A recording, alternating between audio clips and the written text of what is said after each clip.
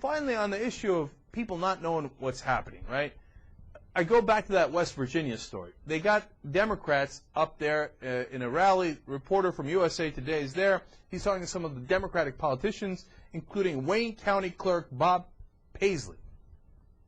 And they're talking to him, and he says, well, I don't know about this Obama guy, right? And later somebody else says in the piece, you know, I know Clinton. Clinton's a good old boy. I like him, right? So I asked Paisley, so what's wrong with Obama? He says, look, he's got to come and answer some questions. Quote, is he Islamic or is he not? Jesus. That's a Democratic politician in West Virginia, and he doesn't even know whether Obama is Islamic or not. And he wants him to come and explain it to him. And mind you, this isn't early on in the campaign. This is after the Reverend Wright controversy, and he still doesn't know if Obama is Muslim. Yeah, at least the Reverend Wright controversy should have served to alleviate one fear. Yeah. I mean, that guy was Christian. Now, you know, it's funny. You read all these anecdotal stories, and you know, and in sort of the reporters sort of write sort of campaign tidbits, synopses. They're all saying that along the road, man, you go to those diners, and you know, it's in Newsweek this last week that a woman at a diner in North Carolina, and maybe I think somebody in Indiana too, or maybe they were both in North Carolina. I heard he was Islamic.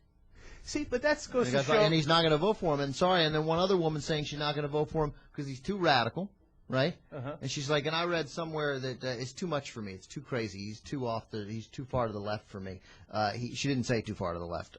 She said he's too radical. And, you know, I read something where he said he was going to rip out the house, the bowling alley in the White House and replace it with a basketball court. And she goes, you know, I don't really like bowling either, but that's tradition.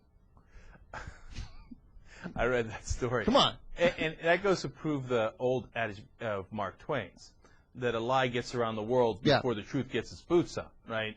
And it's true because they did hear something. They heard that he was Muslim, they heard he was radical, and they heard he was going to rip out the bowling alley. Right, exactly. Now, they didn't hear any of the truth. No. But all those lies got around the world before the truth even tied its shoelace. Not even vaguely radical. Of course, progressives are largely disappointed in Barack Obama. Certainly not a Muslim, but he never was. And he joked that, yeah, if I get to the White House, I'm going to put in a basketball court, take out the bowling alley.